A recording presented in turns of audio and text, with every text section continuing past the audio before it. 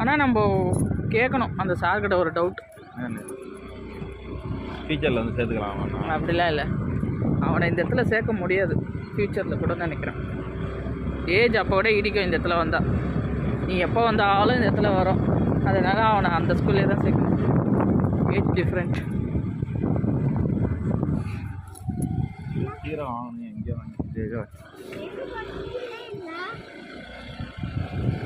School நல்ல பெரிய school, அந்த காட்டுக்குள்ளே ஒரு ஸ்கூல்.